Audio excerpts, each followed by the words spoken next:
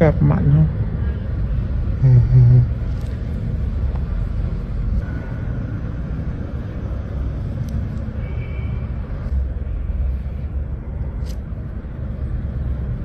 Trong lúc mà chị Beo đi tìm á thì mình đừng có gì cái máy về.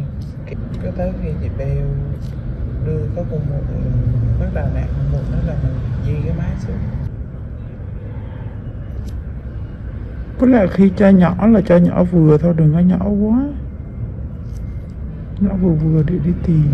Cỡ tầm ba máy là được.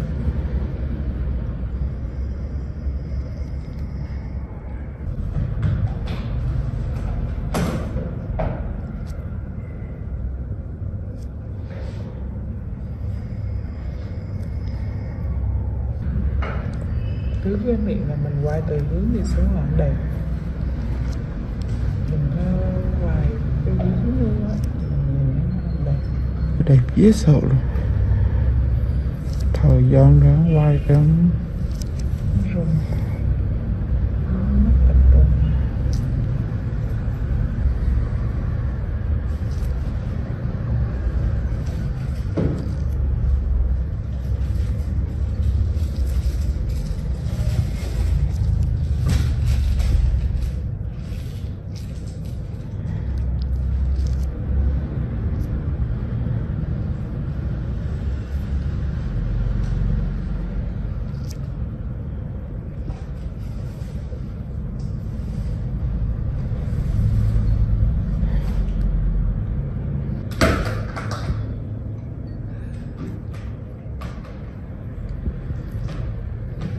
Thương gỡ thì nhắn rồi nói chị Thương. Gỡ đi Thương chứ không hết. Gỡ đi chứ không hết nha. Không. Rồi chị để mình á.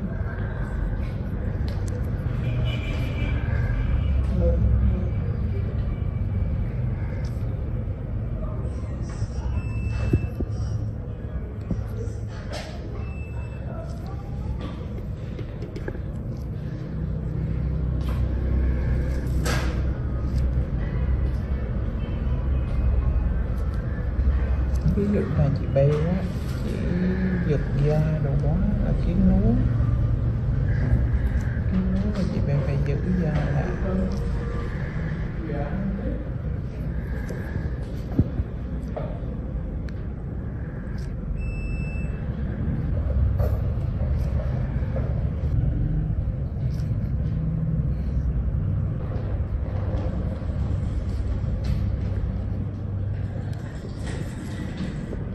Một phố bên này nó là đẹp ghê. Sạch sẽ. Không có ngớ cái nào. Sạch sẽ. Đỡ nhiều nước. Đừng cái điểm là được.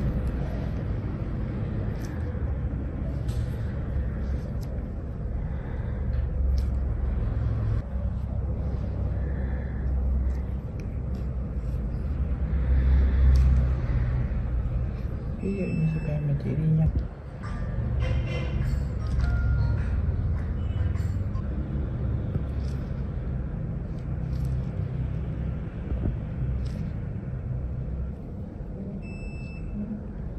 Bộ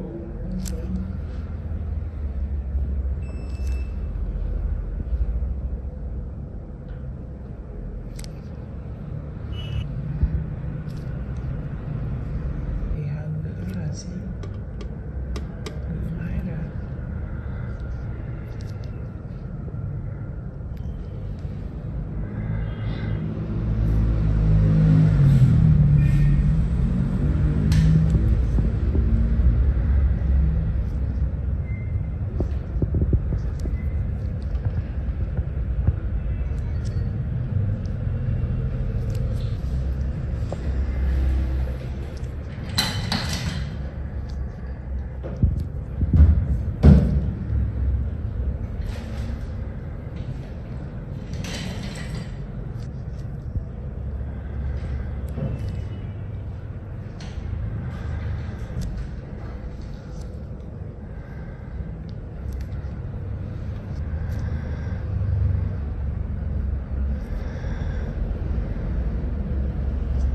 Zalo thương.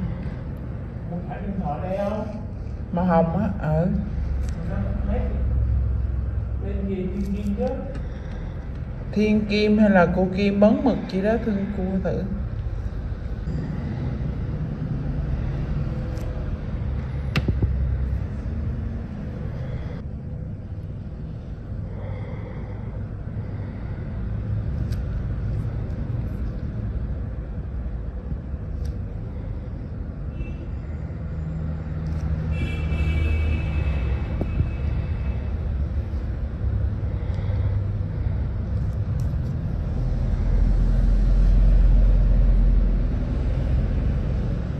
Sao có ra đây nữa, còn mua máy Mỹ dùng cho đường mua máy FPT. Bill cái nào lạ.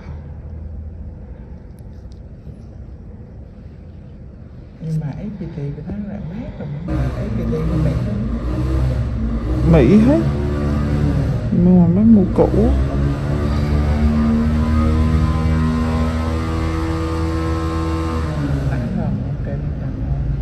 Mỹ FPT còn được á. Ở Mỹ dùng lắm.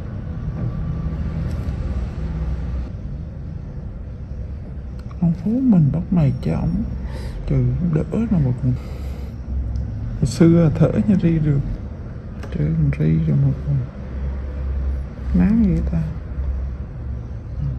bật quạt lên thì nó lạnh. Cái mùa này điều hòa không có ra được. Có ánh sáng ngồi kìa. Tâm linh.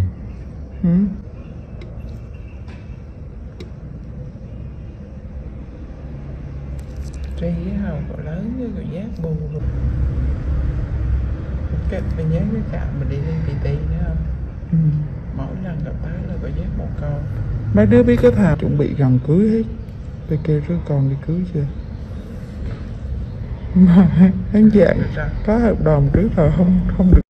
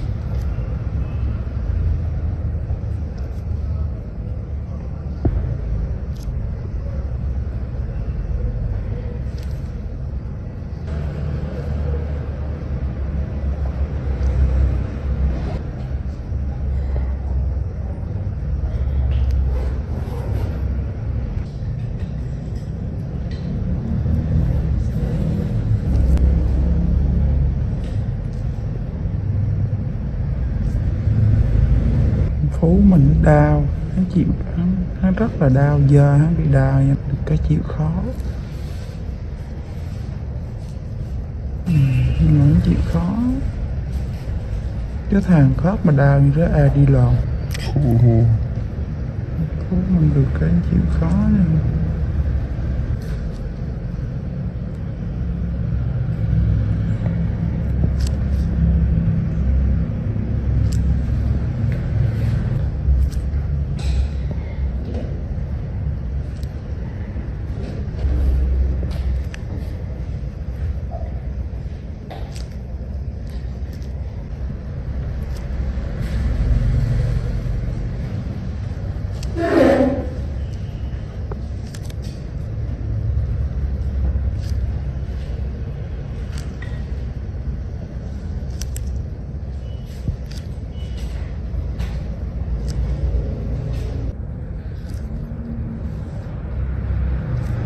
Phú nhang cái giật dơ.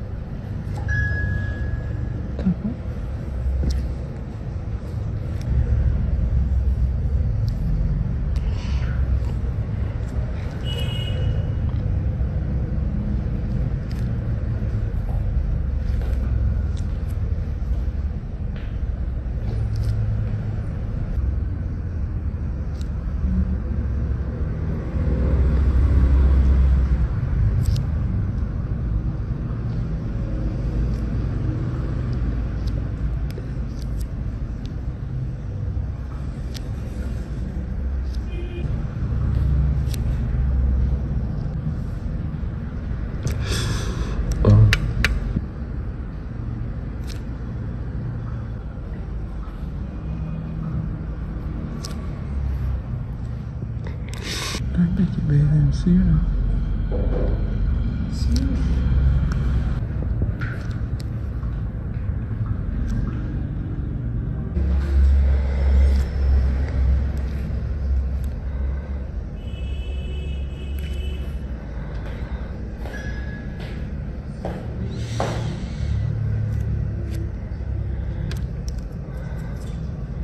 Ủa Kiến hồi sáng rồi Kiến đứng ở mô. Kiến đây bạn chị Kiến vô nhà bè đi xe hả?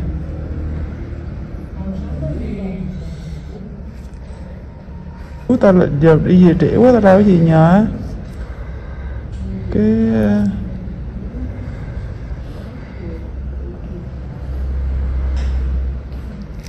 ví dụ hai đứa mà quen chìa khóa là điện cho bay hoặc kỳ xa chị đó, cái khổ phải mất công như nhà beo lỡ tú nó không có ở nhà kìa.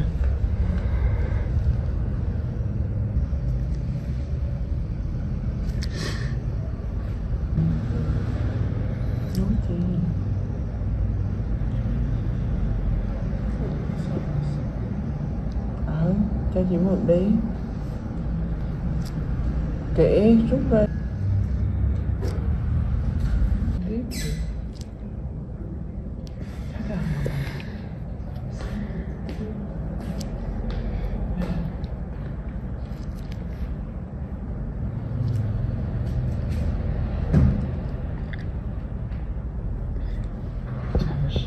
Motor Reviews Channel. Honda Valkyrie F6C, 1996 to 2005, review. Basically a stripped-down Honda GL 1500 Gold Wing, with lower gearing and 6 carbs. The Honda F6C Valkyrie is actually reasonably good fun to ride, and some might say it's best-made motorcycle in America. The Honda Rune 1800 looks like some kind of Dan Dare spacecraft, mental. Ride quality and brakes. Here, the Honda F6C Valkyrie surprises many riders. So long as there's plenty of advanced planning, the motorcycle can be made to go around a corner fairly fast, for a cruiser, and still offers a luxurious ride on motorways. The Honda Rune 1800 is more ponderous, but then you'd want to travel slowly so people could stare for longer. The Honda Valkyrie's big problem for many cruiser riders is that it just isn't a V-twin. Instead, a burbling flat-6 Honda GL 1500 Gold Wing motor seems to sanitized for most, too damn quiet. Sure, the Honda F6C Valkyrie's 100 brake horsepower motor is enough to send the thing whizzing along in unfeasible speeds, but it's easily out-accelerated by the Triumph Rocket 3, any old Yamaha VMAX, and a whole boatload of rival power cruiser motorcycles these days. The Rune 1800 isn't really any faster. The Honda F6C Valkyrie rarely goes wrong, ever.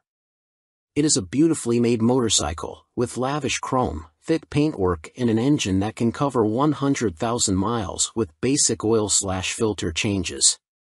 The main problem with the motorcycle is keeping its hundreds of nooks and crannies clean.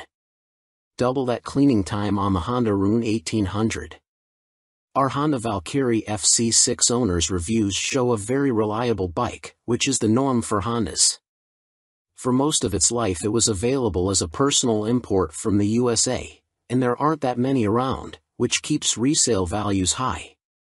Honda F6C Valkyrie motorcycles with the hard luggage touring kit on seem to be sought after. Buy a good used motorcycle and you can 5 years biking for about $2,000 in depreciation. The Honda Rune 1800 costs big bucks and is for lotto millionaires and poseurs only. Huge brakes, beefy forks and a proper 2-person saddle are some of the useful features on the Honda F6C Valkyrie. It could use the reverse gear of the Gold Wing, and there's no screen as standard on the Honda F6C Valkyrie. Naturally, there's a whole phone book of accessories to be had, from both Honda and US aftermarket motorcycle accessory suppliers. Sci-fi bodywork on the Rune looks stunning. Welcome to BBC Motor Reviews Channel. KTM 1090 Adventure, 2017 on review. The chassis copes with the extra power with ease. In fact, it feels like it could handle a further 25 brake horsepower. The conventional 48mm WP forks and WP rear shock work straight out of the box. The forks are non-adjustable, but on our test route that didn't pose any problems. A 170 section rear tire and the 1090's relatively low weight enable it to be hustled with ease. Boring it certainly isn't. Unfortunately, we had less than ideal conditions to test the new 1090, but wet riding did highlight the bike's rider friendliness and near perfect fueling at low speeds. There are 3 riding modes: Sport, Street, and Rain, with an optional off-road setting. Each mode changes the engine characteristics and level of traction control intervention. Although it's called the 1090, the engine is the same 1050 cubic centimeters motor as used in the outgoing 1050 Adventure.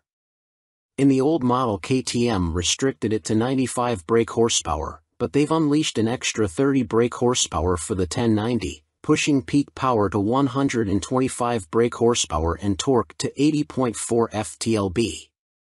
On the road, it deals like KTM have thrown a bottle of vodka into the punch bowl along with a dozen cans of Red Bull. The 1090 is much livelier and more fun to ride, yet still has the ease of use of the original 1050. Confusingly, KTM also offer a 95 brake horsepower version of the 1090, which can then be restricted further to 47 brake horsepower for those on an A2 license. KTM's LC8 engine is a proven motor by now, with few problems to report, and KTM's Adventure family are well built. The 1090 Adventure comes in much cheaper than the more premium competition, without skimping on quality. The standard price of £11,299 is good value, although the bike we tested would have cost £12,800. As the 1090 is the baby of the Adventure range, the spec doesn't quite match that of its bigger brothers, but you do get 3 riding modes as standard: Sport, Street, and Rain. An off-road setting can be unlocked with the optional off-road pack, £243 and 78 pence. Traction control and ABS are standard but not lean sensitive, and the TC can't be deactivated on the move. Old-style clocks remain. Welcome to BBC Motor Reviews channel. Cines Akuma 125, 2022 on review. Priced at £2,599, the Akuma significantly undercuts the popular Honda MSX 125 Grom, which is its obvious target. And though my preference is for traditional-looking bikes with a retro feel, like the WK Scrambler or Cines's own Outlaw, after riding the updated Akuma, I'm genuinely impressed. Ride quality and handling are altogether spot on, and though not the outright fastest, it's plenty quick enough. Yes, perhaps the seat leans you a bit too far forwards, and at 6 foot tall my knees are a bit high, but this aggressive style and involving feel make the Akuma a confidence-inspiring and solid first ride for any newcomer. If I wasn't a skint student on part-time wages, I'd buy one without a moment's hesitation. Can't say much more than that. For 2022, the Cines has larger 14 inches wheels, upgraded from the previous 12 inches. Still small, they improve handling and give a stable feel around corners, while still making the Akuma very agile at low speed and in close quarters. The handling is smooth too, thanks to the suspension and low center of gravity, and with the seat pushing you forwards you can really feel every inch the bike. Leaning forwards into corners and tucking in on the straights, the Akuma might be a modern monkey bike but rides like, well, a proper bike. They call it the Mini Monster, and it deserves the nickname, being a down-to-earth yet modern bike that both looks and rides the part. Being angled steeply forward means the seat does affect comfort, and with the abrupt shape of the tank you need to be gentle with the brakes. The Akuma is also very compact. It's physically smaller than my own WK Scrambler 50. However, although perhaps better suited to smaller riders, with its 820mm seat height, the Cines happily supports 6 feet of teenager. Both the front and rear brakes very good, and they're combined, which means the front is linked to the rear. There's no ABS, however. Being air-cooled instead of liquid-cooled doesn't really match the modern style of the Akuma, and with 9.7 brake horsepower it's not as powerful as other more modern bikes. However, this also means welcome simplicity and you'll get your money's worth of reliability. It's also fast enough. Accelerating sharply and with a more than adequate 67 miles per hour indicated top speed, the Akuma feels swift and has the smoothest, easiest gear change of any 125 cubic centimeters bike I've ridden. Most noticeable of all the Akuma's features is the 3-tiered exhaust. It's not just an eye-catching MV Augustus styling trick but 3 fully functioning pipes that sound ace as well as looking great. With aggressive shapes, new blacked-out finishes, steel trellis frame, which is non-structural, and its raised tank giving the look of an arched back and so resembling a big cat, go on, imagine, riding the Akuma makes me feel like I stand out from the crowd. Which is important for the teenage market. Switchgear, components and overall finish look and feel pretty good for a $2,500 bike. Some fasteners and smaller parts will need coating with anti-corrosion treatment for winter use, but that's true of some bikes costing 5 times as much. And overall the Cinis does a good job of disproving preconceptions about cheap, flimsy Chinese bikes. Honda's trendy MSX 125 Grom costs £3,849. Yes, it's a bit nicer finished than the Cinis and will hold its value better, but it's only got the same power and the extra £1,300 over the Akuma can be a big ask for a cash-strapped teen. Benelli's TNT 125 is also made in China and costs the same as the Cinis. It's got a couple of horses more and a neat-looking trellis frame, but it's also a tad gaudy and in your face. Picking between them is as much down to their image and personal preference as anything else. Tech fan? You'll be interested to learn that the display now has multiple color options as well as brightness settings. At first, I thought it was just another knick-knack, however it is helpful especially in changing weather or when looking through a tinted visor. And it's like socks with days of the week on, every day can be a new color. The display is also crystal clear and comes with a small array of function as expected: time, trip, odometer. Something that I quite like are the large buttons that the Cinis uses.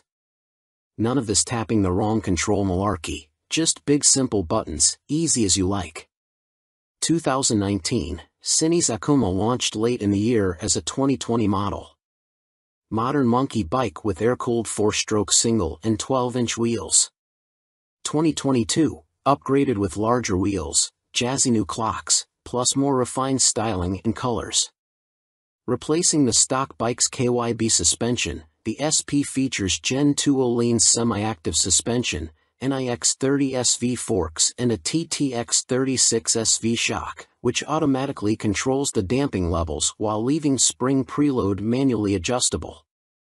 Featuring spool valves rather than traditional needles valves, which Öhlins claim deliver faster adjustment and a more accurate responsiveness at the low and high ends of the adjustment range, the SP suspension can be set in one of 3 semi-active damping modes, A1, A2 or A3, or one of 3 manual setting, M1, M1 or M3, which remove the semi-active function and allow fixed damping settings to be selected via the dash. An incredibly impressive system, the semi-active suspension responds to undulations in the road surface instantly, smoothing them out and making the SP feel like it is gliding over the bumps.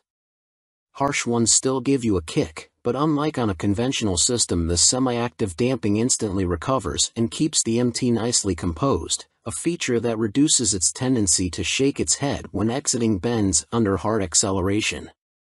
On the UK's roads, A2 is the best option for bumpy B roads where A1 suits fast, smoother road better and A3 is more for straight-line cruising, as when the pace ups it feels a bit soft at the rear end. And the SP's brakes are better too. Fitting braided steel lines can make a bike's brakes feel horribly dead at the lever as they lack rubber lines comforting initial squish. However, on the SP there is still enough feel to allow you to apply small amounts of pressure accurately via the new Brembo Radial Master cylinder. They don't scream race bike and aren't as fierce in their bite as some rivals' setups, but are fine for use on the road, and it is great to see the SP and stock MT now featuring cornering ABS thanks to the addition of an IMU in this latest generation. Good and bad news with the new Euro 5 compliant engine. Starting with the good, thanks to the revised fuel injection system, the throttle response is now smooth. In B mode, A mode is still a bit too aggressive for road use, and the crossplane's enhanced mid-range surge of power is staggering, as is the wonderful offbeat sound, which has been tuned through a new intake system and feel.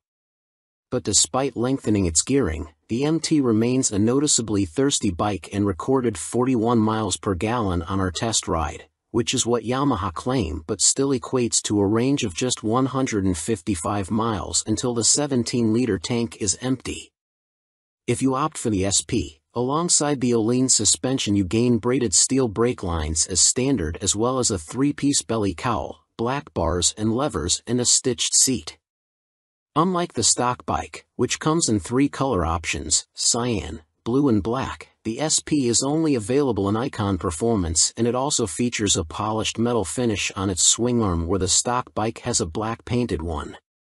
Everything else, including the engine and electronics package, is identical between the two MT10 models, which is good news for MT10 owners but a bit disappointing for SP owners who may feel like they deserve something extra to brag about aside from suspension. Which brings up the question of price. The MT10 SP costs £2,500 more than the stock MT10 at £16,000, which is tantalizingly close, especially when you look at a finance package. On a PCP deal after a £3,000 area deposit, you are looking at paying about £35 a month more for the SP when compared to the stock bike. That's about the price of a takeaway meal for 2 every month, which seems a small sacrifice to gain that all-important Öhlins bling. In terms of running costs, both the SP and stock MT10 have the same poor fuel economy and cost roughly the same to insure and service, so that's not a factor in ownership, and the SP should hold its residual value a bit better. How does it stack up against its rivals? Very well. The SP is £16,000 where a Ducati Street Fighter V4 is £19,551 or £21,651 in S-Guise with semi-active suspension. The Aprilia Tuono V4 factory is £16,900, the KTM Super Duke EVO £17,899, Triumph Speed Triple 1200 RS £15,500, which lacks semi-active suspension, and the Kawasaki ZH2 SE £19,079. Sharing the same tech package as the stock MT, the SP is no less impressive when it comes to its safety assists. Thanks to a 6-axis IMU you get cornering ABS and TC as well as slide control and anti-wheelie that sit alongside an up/down shifter, engine braking control, cruise control and variable power modes, all of which are controlled via the new 4.2-inch color TFT dash, which lacks connectivity. While the electronics perform faultlessly, and the quickshifter is excellent, it is tricky to see which of the various acronyms you are selecting should you wish to tweak their. Welcome to BBC Motor Reviews channel. Triumph Rocket 3, 2020 on review. Suspension, steering and stopping are all worlds ahead of the previous Rocket 3. And as a result it now feels like a laughably large but comprehensively capable motorcycle, rather than a cartoon cruiser caricature. Related, 2020 Triumph Rocket 3 TFC news on MCN. First impressions might be dominated by the Rocket's vast proportions and the curiosity factor of cramming a motor larger than a typical family car between 2 wheels, but after a day spent studying the quality details, experiencing the meticulously managed power and appreciating the enormous improvements in refinement, you walk away feeling thoroughly impressed. The new Rocket 3 is exciting, eye-catching, attention-grabbing and pulse-raising, yet avoids straying into feeling frivolous, ridiculous, or pointless. Forget the previous Triumph Rocket 3's cumbersome bulk, heavy-handed handling, basic running gear and Romanesque name badge. The new Rocket 3's chassis is totally different. A cast aluminium spine frame replaces the old twin steel tubes, helping contribute to an incredible 40 kilograms saving over the previous bike, while steering geometry is sharper and the wheelbase is shorter. As a result, the Rocket now has a proper appetite for corners the old bike couldn't dream of. Turn-in is easy, holding a line mid-corner needs little inside bar pressure, and flick-flacking from full lean left to right, and still ending up where you intended, is absurdly accurate for a bike with a fueled weight north of 320 kilograms. Suspension is by Showa, with 47mm adjustable upside-down forks up front, and an adjustable monoshock monitoring the shaft drive. No electronic adjustment though, the clickers are all manual. The front's set pretty firm, meaning you can haul hard on the flagship Brembo Stylema front brakes. Even the rear brake is a 4-pot radially mounted caliper, to generate huge stopping force without the bike trying to tie itself in knots. Ride quality is generally good, though the short travel shock, just 107mm, has to work hard and can feel bouncy. Drive hard and you can clearly feel the rear end of the bike jack up though, a result of the torque reaction from the shaft drive being unchecked by any kind of parallelogram setup. The Rocket 3 comes in 2 flavors, Roadster R and Touring GT, with the main difference being riding position. The R has a higher seat, mid-set foot pegs and narrower bars, giving a more aggressive Street Fighter stance, while the GT's lower seat, feet-forward controls and wider, higher bars give a relaxed, cruiser feel. Everything is transferable between the bikes, meaning you can create whatever kind of muscle power touring cruiser you like. Into the bin goes the Rocket 3's 2,294 cubic centimeters triple, replaced by this all-new, gruntier, smoother, cleaner, stronger and smaller 2,458 cubic centimeters engine. Huge 110.2mm pistons eclipse the old 101.6mm items, while stroke is significantly reduced, down from 94.3 to 85.9mm, allowing Triumph to make a shorter motor. Peak torque is identical to the previous Rocket 3 Roadster, at 163 lb-ft, but the new motor holds onto that grunt for longer as revs climb. Where the previous Rocket's torque curve fell away sharply above 2,500 RPM, the new motor has a much fatter, flatter delivery.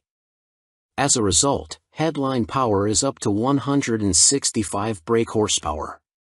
But as ludicrous as that might sound, the reality is that it's immensely easy to use. All that prodigious power is carefully controlled by the ride-by-wire throttle and predictive, lean-sensitive traction control, while output is restricted in lower gears and top speed is electronically limited to 138 miles per hour. It's a beast, but one of those big, fluffy, gentle, cuddly chaps from a Disney film. The colossal torque spread means you can ride it however you like. Plunk it in one gear and dip into the immense grunt from 2,500 to 5,500 RPM if you're feeling lazy, or chase the 7,000 RPM redline and work the new sweet-shifting 6-speed gearbox for maximum thrills. There's even an optional 2-way quickshifter in Triumph's accessory catalog, if you like changing clutchlessly. It's a completely new machine from nose to tail, so only time and miles will deliver a verdict on reliability. Service intervals are set at a car like 10,000 miles, suggesting the motor is in a fairly mild state of tune and Triumph have confidence in it. Looking over the bike in the metal, everything appears high quality, as you'd expect for 20,000 pounds. The exhaust headers are a particular highlight, the welds look neat, while the hydroformed curves are apparently a huge pain to produce. Everything seems tucked away neatly, there are no vulgar cables or hoses dangling about anywhere, and wiring runs inside the handlebars. Details like the Monza-style petrol, coolant and oil filler caps are pleasing, while the clever flip-out pillion pegs are a neat design. Our Triumph Rocket 3 owners' reviews show there have been some issues for some buyers, in particular corrosion, electrical and mechanical problems. Seemingly the rear brake can often stop working, for example, and needs attention from a dealer. Have a good read through before going for a test ride. Clearly it's not a cheap bike, though an ultra-capacity extreme muscle cruiser never was going to be. The Rocket 3R is 19,500 pounds on the road, that includes almost all the gadgets, apart from the two-way quickshifter and the heated grips. The GT version, which includes the heated grips, a fly screen and a pillion backrest, is 20,200 pounds. Both are roughly on a par with Ducati's Diavel 1260S, 20,041 pounds. A Harley-Davidson Fat Bob 114 starts at 15,825 pounds, but doesn't have a fraction of the Triumph's tech, torque, pose or poise. If you want to go properly left field, a Moto Guzzi MGX21 is 19,999 pounds. Running costs probably won't be any kinder on the wallet. Triumph claimed the motor returns 41 miles per gallon, but our test ride suggests it's closer to 35 miles per gallon. That 240 section, 16-inch rear tire isn't cheap either. Sign picking the bike up in March. I have had a headlight replaced under warranty, main beam sticking on, and the second which has really put me off was the rear brake losing all braking power. It has been back to my dealer who changed the fluid for a better one but was told that Triumph know there's an issue and they are working on it. I thought anything to do with brakes on a 163 pounds of torque monster would be the #1 agenda. First service only. The fuel economy is not bad so far, 43 to 45 miles per gallon. That is with occasional spirited riding thrown in. 2 stars is because after 6 months I was offered 13,500 pounds from the dealer to buy it back. Even WBAB offered considerably more, so not much faith in the brand and will likely be going back to BMW. Equipment. The Brembo brakes are top-notch. The stopping power and feel is superb, the ride comfort is less so. I am a big old guy and no matter how I try to adjust the rear suspension the ride is harsh on anything but smooth tarmac. The roads in Herefordshire where I live are amongst the worst in the UK and backache sets in after about 2 hours. I have purchased an Airhawk DS seat pad which has transformed the comfort but it's still not all day comfy like my old Rocket. The tank is so wide you have to ride legs apart which at motorway speeds the wind blast makes your hips ache trying to keep tucked in. In the end I made and fitted a pair of Perspex front fork air deflectors to solve the discomfort. I didn't go for the quick shifter or the navigation package as for me they don't offer much in the way of the overall riding experience. The TFT display is good but on some settings it is too fussy and hard to read. I opt for the screen that shows speed, revs, gear selection and fuel status. That's enough for me. There are a few niggles with this bike that could be better. The original screen doesn't give much wind protection and the rear hugger design is total crap. In the rain you get covered in road crud halfway up your back. I bought an aftermarket hugger which left some wiring exposed so I ended up fitting this over the top of the original hugger, problem solved. I purchased the accessory panniers and rear rack to give the bike some touring capability. These panniers are okay but are quite small and are not as rigid as I would have liked. The optional rear rack is stated as only good for 3 kilograms which means fitting my fully loaded Kuryakyn Grand Tour bag on the rear may be more than it can withstand. Guess I will soon find out as there is little room on the pillion seat. One of the best design features on this bike are the fold-away pillion foot pegs and the folding pannier mounts. If anyone is thinking about buying this bike for some serious touring then you will need a few aftermarket bits to iron out its touring limitations. Welcome to BBC Motor Reviews channel. Yamaha Phaser 600, 1998 to 2004, Review and Used Buying Guide. Related, Easy Fit Kit turns Yamaha Phaser 600 into retro race rep. In fact, since Yamaha stopped the FZS 600 Phasers production in 2003, it has taken them until the launch of the Tracer 700 to replicate the Phaser's magic formula. However, in 1999 the Yamaha Phaser 600 was the best-selling bike in its class, and by 2002 the firm had sold over 83,000 units. There's a reason the Yamaha Phaser has such a strong following. As soon as its wheels start to turn you are right at home. It is ease personified and most of this warm feeling comes from the wonderful motor. With the Phaser, Yamaha got the basics right, and that's what makes it such a great bike. The tank range is long, the seat comfortable, the fairing effective, the brake sharp, and the motor strong in the mid-range and extremely reliable. The suspension may be a bit baggy, but if that's the Yamaha Phaser's only real fault 22 years after it was launched, then that's not bad going. Useful Yamaha Phaser 600 specialists include www.foc-u.co.uk and yamahaclub.com. Read on for our full used buying guide. Ride quality and brakes. Launch impressions. When you push the Yamaha Phaser 600 to the limit, which is easy with those blue dot R1 brakes up front, it dives a little bit and loads up the front end. It waggles a bit, but the handling is generally confidence-inspiring, and if you take it steady you could ride to Budapest on a Yamaha FCS 600 Phaser and feel no severe aches or pains. Yamaha Phaser 600, what does it ride like now? With limited suspension adjustment, post-2000 models have variable damping in their forks. The Yamaha Phaser is a bit wobbly in the corners, and the Sumitomo calipers shared with the R1 quickly overwhelm the forks when you brake hard.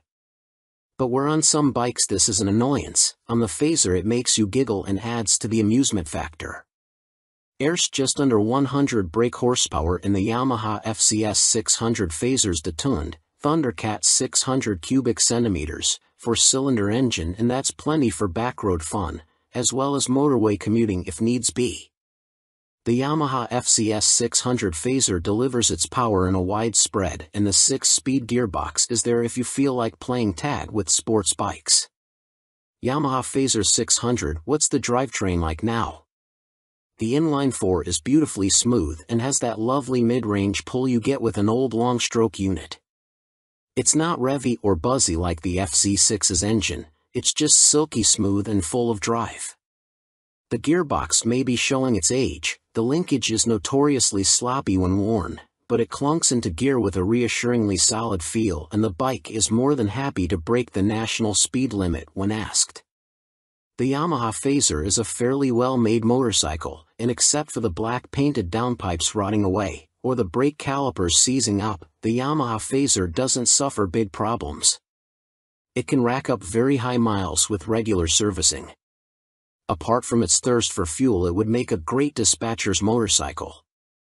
Yamaha Phaser 600 reliability. We've got a whopping 52 Yamaha Phaser 600 owners reviews on the site, and the bike scores 4.6 stars out of 5 overall, with the same score for build quality and reliability.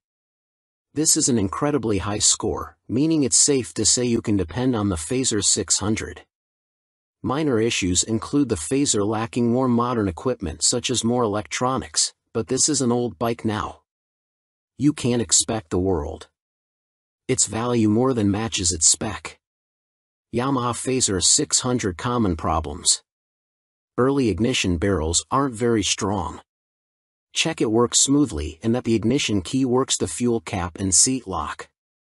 The headlight bracket bends if the bike is in an accident and few people replace it, so always check the fairing looks square on the bike.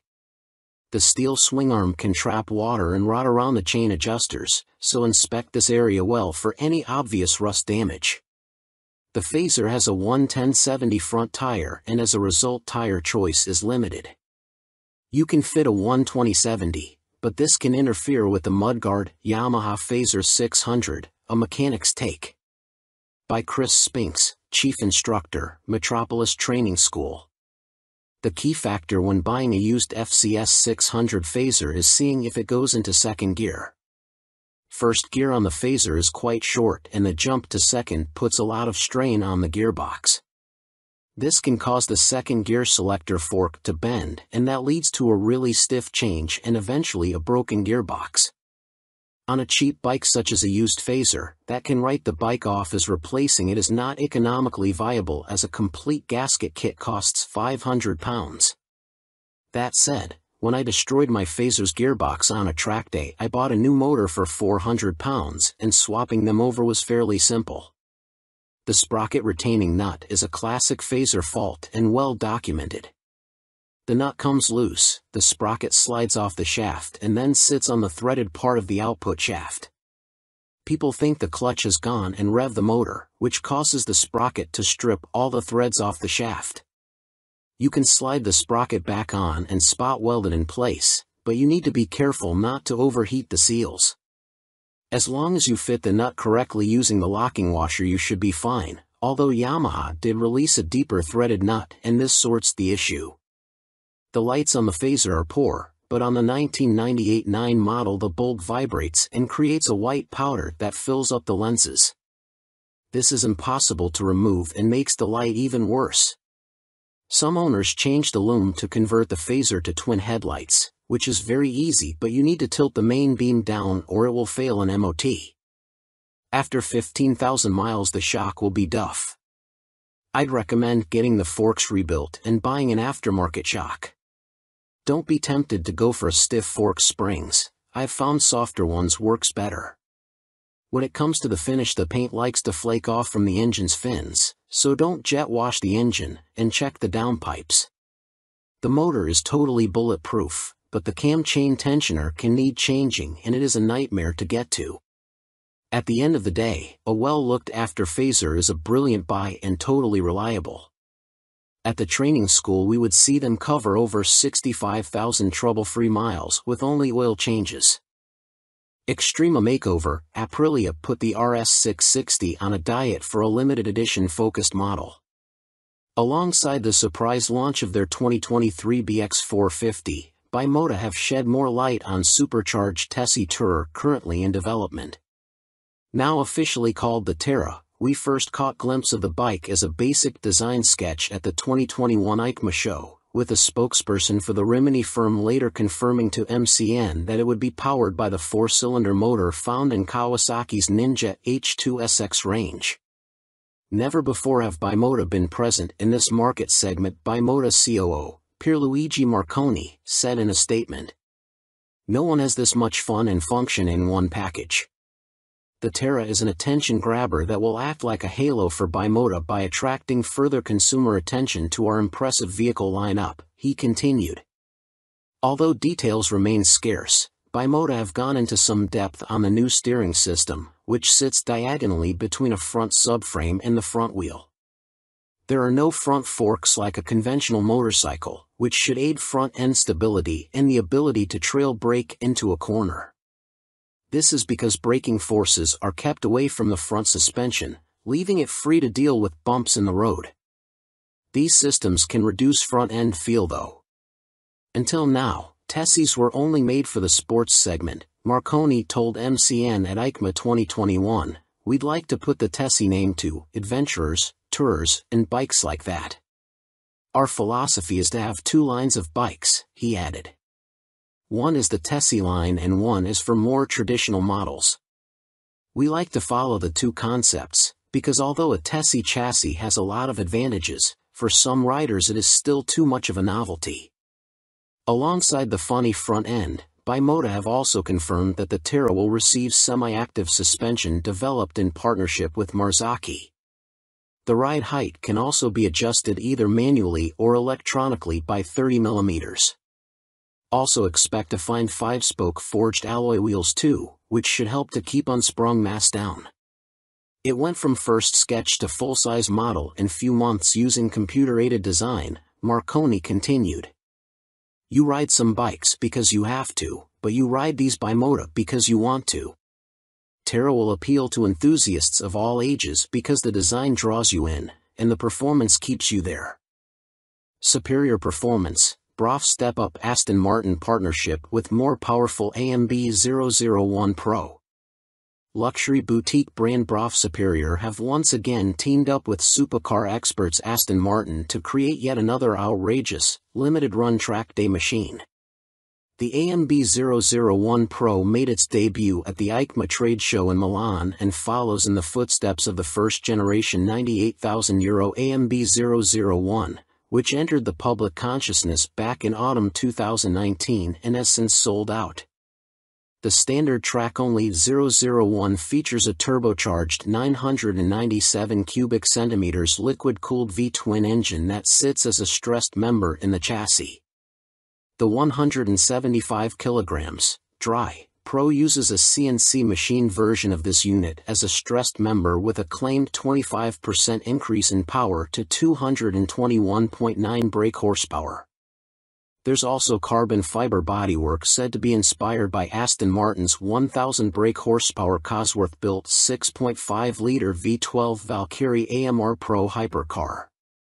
The success of its predecessor, coupled with the incredible Aston Martin Valkyrie AMR Pro, inspired us to get together again to create a new superbike, one that we know will excite our customers, Brough Superior CEO Thierry Henriette said. We are particularly proud of the new engine type, with a crankcase fully machined from solid billet aluminium, which is a unique feature for a production motorcycle. With the marked increase in power, this takes AMB 001 Pro into the hyperbike sector. Machined from AL 5000 solid billet aluminium alloy, the uprated motor also gets a new cylinder design, with wet cylinder liners for greater cooling, which should help with the longevity over prolonged hard use. Limited to 88 units in total, the Pro will not be homologated for the road and will be built by hand at the Brough factory in Toulouse, France. Orders are now being taken, with the first deliveries expected in the final quarter of 2023. The bike shown at EICMA was a prototype. It's a beautifully simple formula. Form plus technology equals performance, Marek Reichman, Executive Vice President and Chief Creative Officer of Aston Martin, said. We've achieved this fluidity again with Brough Superior for those who desire a track superbike like none other. The rider is part of this moving sculpture and will literally feel as though they are part of the track when laying atop the AMB 001 Pro. But it's not all about engine performance. A quick glance at the side profile of the Pro reveals more extreme bodywork, with a more pronounced tail, winglets, and a rear carbon disc wheel design. There's still next to no front wind protection though, which could be unpleasant at speed and take away from the riding experience. Gone is the underslung exhaust exit from the standard 0012, with a single pipe on the right side of the bike protruding above the fat 200 section rear tire and shark-like aero wing. In a nod to Aston Martin's racing success, the 001 Pro features a striking jade green livery, with a blacked-out motor and suspension. This suspension system comes in the form of a front double wishbone setup adjustable for preload and rebound, plus a rebound and preload adjustable monoshock. Naked Ambition, CF Moto unveil NKC22 concept. CF Moto weren't short of new bikes to show us at the EICMA trade show in Milan, including this naked roadster concept called the NKC22. The bike uses an 800 cubic centimeters parallel twin engine, presumably the same KTM 790 lump used in Kmoto's 800 metric tons models, but wrapped in a lightweight, sporty chassis. This concept version is covered in forged carbon bodywork with an engine fairing that doubles up as an aerodynamic wing. Front forks are heavy-duty upside-down units and look to be fully adjustable, while at the back a stylish single-sided swing arm holds a rear wheel blanked off with carbon inserts. CF Moto reside at the economical end of the motorcycle market, and so even this concept version gets J.1 brakes rather than the full Brembos used on last year's track-focused SRC21 concept. Twin SC Project exhausts complete the aggressive, sporty look and would, from the looks of them, far exceed UK homologation noise limits, so expect something more sensible on the finished bike. The M button on the left switchgear and the word Street on the bottom of the TFT dash display suggest that a selection of rider modes is available, with up and down buttons for cruise control also included. And the telltale phone symbol elsewhere on the screen means there's smartphone connectivity, too. CF Moto reside at the economical end of the motorcycle market, and so even this concept version gets J.1 brakes rather than the full Brembos used on last year's track-focused SRC21 concept. Twin SC Project exhausts complete the aggressive, sporty look and would, from the looks of them, far exceed UK homologation noise limits, so expect something more sensible on the finished bike. The M button on the left switchgear and the word Street on the bottom of the TFT display suggest that a selection of rider modes is available with up and down buttons for cruise control also included. And the telltale phone symbol elsewhere on the screen means there's smartphone connectivity, too. Naked Ambition, CF Moto unveil NKC22 concept. CF Moto weren't short of new bikes to show us at the EICMA trade show in Milan, including this naked roadster concept called the NKC22. The bike uses an 800 cubic centimeters parallel twin engine, presumably the same KTM 790 lump used in KFMoto's 800 metric tons models, but wrapped in a lightweight, sporty chassis. This concept version is covered in forged carbon bodywork with an engine fairing that doubles up as an aerodynamic wing. Front forks are heavy-duty upside-down units and look to be fully adjustable, while at the back a stylish single-sided swing arm holds a rear wheel blanked off with carbon inserts. CF Moto reside at the economical end of the motorcycle market, and so even this concept version gets J.1 brakes rather than the full Brembos used on last year's track-focused SRC21 concept. Twin SC Project exhausts complete the aggressive, sporty look and would, from the looks of them, far exceed UK homologation noise limits, so expect something more sensible on the finished bike. The M button on the left switchgear and the word Street on the bottom of the TFT display suggest that a selection of rider modes is available with up and down buttons for cruise control also included. And the telltale phone symbol elsewhere on the screen means there's smartphone connectivity, too. CF Moto reside at the economical end of the motorcycle market, and so even this concept version gets J.1 brakes rather than the full Brembos used on last year's track-focused SRC21 concept. Twin SC Project exhausts complete the aggressive, sporty look and would, from the looks of them, far exceed UK homologation noise limits, so expect something more sensible on the finished bike. The M button on the left switchgear and the word Street on the bottom of the TFT display suggest that a selection of rider modes is available with up and down buttons for cruise control also included. And the telltale phone symbol elsewhere on the screen means there's smartphone connectivity, too. Fantic released their first twin, the Caballero 700 Scrambler. Fantic has revealed their first modern-era twin-cylinder machine with a 700 cubic centimeters Scrambler joining their Caballero range. Fantic are making the most of their partnership with Yamaha, announced at the beginning of 2021, as the bike uses the 689 cubic centimeters, liquid-cooled Euro 5 engine seen in the MT-07, Tenere 700, and R7. There has been no retuning of the CP2 twin either, as Fantic claim the Caballero will hit the showrooms in April next year, boasting 75 brake horsepower and around 50 lb.ft of torque, identical to the R7 and considerably more than the 40 brake horsepower and 31 lb.ft of torque of the Caballero 500 Scrambler.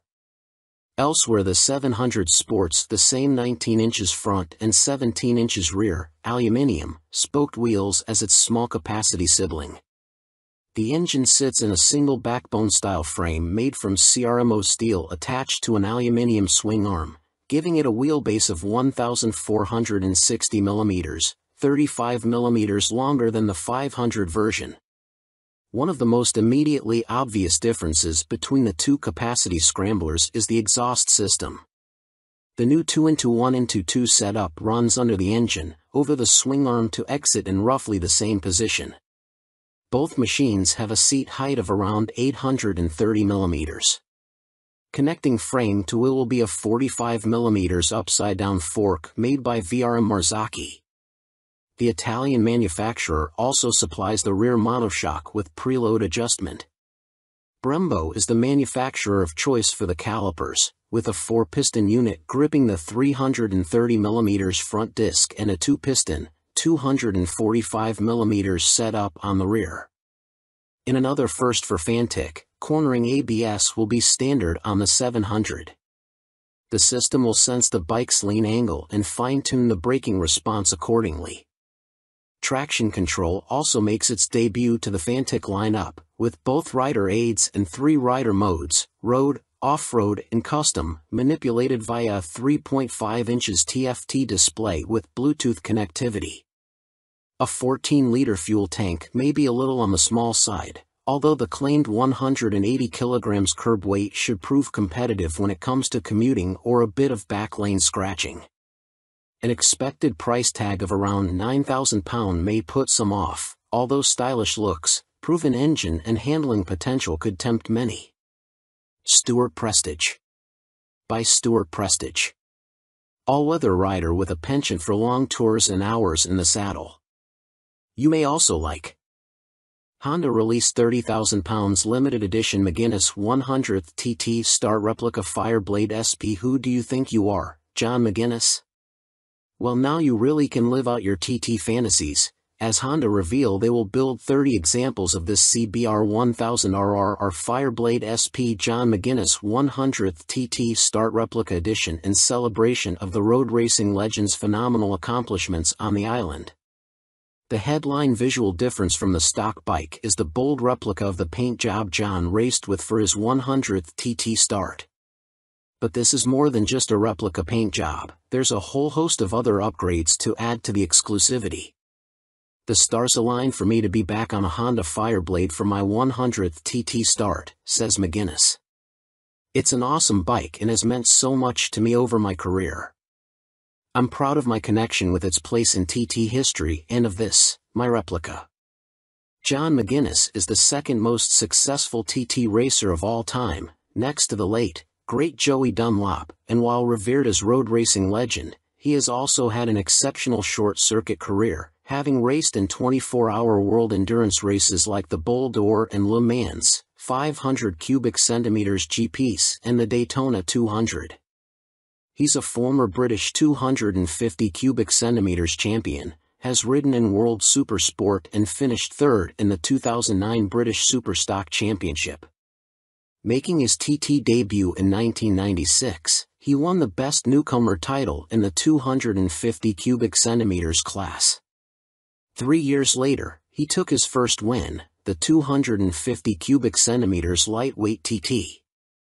Over the ensuing 2 decades, 1999 to 2019, he has accumulated an incredible 47 podiums and 23 TT wins, as well as being the first to break the 130 miles per hour lap barrier on a Honda Fireblade, no less.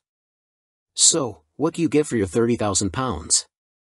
In addition to the already high spec of the CBR 1000RR Fireblade SP which underpins the replica, the limited edition blade gets a full replica paint job incorporating gold detailing and a film strip showing all of John's TT starts on Hondas. Unsurprisingly, this is where it deviates from his actual race bike, which also pictured his TTs on other manufacturers' bikes, and 100th Start sponsor logos. There are gold wheel stripes, an individually numbered plaque on the headstock, genuine Honda carbon fiber front mudguard and carbon rear hugger, or rear seat cowl and tall screen, and Metzeler Racetech RR tires. On startup there's a ring of fire screen animation as the display loads, and 30th anniversary logos on the smart key and laser engraved on the Akrapovic muffler, marking the machine's special place in Honda history. And to cap it all, there's John's signature on the airbox cover. Honda are even offering the opportunity for a personal handover from John McGuinness MBE himself, at Honda Racing UK in Louth. If that's not enough, you'll also get a custom Fireblade garage mat, genuine Honda accessories indoor bike cover, 3D laser engraved crystal featuring a design of the John McGuinness 100th Start replica. All inquiries and orders for the John McGuinness CBR 1000RR Fireblade SP 100th Start replica are to be via the Honda dealer network, and if you want to see one in the flesh, it will be on display on the Honda stand throughout Motorcycle Live at the NEC from November 19th to 27th. Fantic released their first twin, the Caballero 700 Scrambler. Fantic has revealed their first modern-era twin-cylinder machine with a 700 cubic centimeters Scrambler joining their Caballero range. Fantic are making the most of their partnership with Yamaha, announced at the beginning of 2021, as the bike uses the 689 cubic centimeters, liquid-cooled Euro 5 engine seen in the MT-07, Tenere 700 and R7. There has been no retuning of the CP2 twin either, as Fantic claim the Caballero will hit the showrooms in April next year, boasting 75 brake horsepower and around 50 lb.ft of torque, identical to the R7 and considerably more than the 40 brake horsepower and 31 lb.ft of torque of the Caballero 500 Scrambler. Elsewhere, the 700 sports the same 19 inches front and 17 inches rear, aluminium, spoked wheels as its small-capacity sibling. The engine sits in a single backbone-style frame made from CRMO steel attached to an aluminium swing arm, giving it a wheelbase of 1,460 mm, 35 mm longer than the 500 version. One of the most immediately obvious differences between the two capacity scramblers is the exhaust system. The new 2-into-1-into-2 setup runs under the engine, over the swing arm to exit in roughly the same position. Both machines have a seat height of around 830 mm. Connecting frame to wheel will be a 45 mm upside-down fork made by VRM Marzocchi. The Italian manufacturer also supplies the rear monoshock with preload adjustment. Brembo is the manufacturer of choice for the calipers, with a 4-piston unit gripping the 330 mm front disc and a 2-piston, 245 mm setup on the rear. In another first for Fantic, cornering ABS will be standard on the 700. The system will sense the bike's lean angle and fine-tune the braking response accordingly. Traction control also makes its debut to the Fantic lineup, with both rider aids and 3 rider modes, road, off-road and custom, manipulated via a 3.5 inches TFT display with Bluetooth connectivity. A 14-liter fuel tank may be a little on the small side, although the claimed 180 kg curb weight should prove competitive when it comes to commuting or a bit of back lane scratching. An expected price tag of around £9,000 may put some off, although stylish looks, proven engine and handling potential could tempt many. Stuart Prestige. By Stuart Prestige. All-weather rider with a penchant for long tours and hours in the saddle. You may also like 70s Superbike Stunner, MV Agusta Super Veloce 1000 Serie Oro. MV Agusta may not have been directly participating in the EICMA show in Milan last week, but it didn't stop them stealing the headlines with this stunning Super Veloce Serie Oro. The carbon-clad superbike uses the Brute Ale 1000RR as a base, meaning the same 998 cubic centimeters inline-4, producing a claimed 209.1 brake horsepower with a race kit installed. Inside this motor, you'll find a countershaft that rotates at twice the speed of the primary drive shaft with the aim of reducing vibrations and promoting faster cornering. You also get the same frame and single-sided swing arm, but now clad in carbon fiber bodywork inspired by MV's 1972 500 GP Racer. Sitting alongside the smaller, 3-cylinder Super Veloce 800, the Serie Oro is planned to hit dealers in the middle of next year at a price of approximately £50,000. In total, 40 elements of the bike are finished in carbon fiber, including a set of winglets that MV claim produce 39.2 kilograms of downforce at 199 miles per hour. You also get carbon fiber disc brake covers, which attempt to pay tribute to the drum brakes of old whilst also cooling the calipers, essential on a bike capable of such high speeds. MV Agusta also claim the design allows air to flow around the brakes towards the coolant and oil radiators for better temperature control. There are air vents along the carbon fairings, too. Despite the superbike credentials, the Serie Oro has deliberately been made more comfortable and less extreme than traditional circuit stars, and it features electronically adjustable Öhlins NIX forks for a high-quality ride. They are matched to an Öhlins TTX rear shock, which bolts directly to the swing arm. As you'd expect for a bike of this caliber, stopping power comes from premium Brembo Stylema monoblock calipers, which bite onto chunky front 320mm discs. You also get 5-spoke forged aluminium rims, and 4 underseat exhausts, just unlike the company's landmark F4.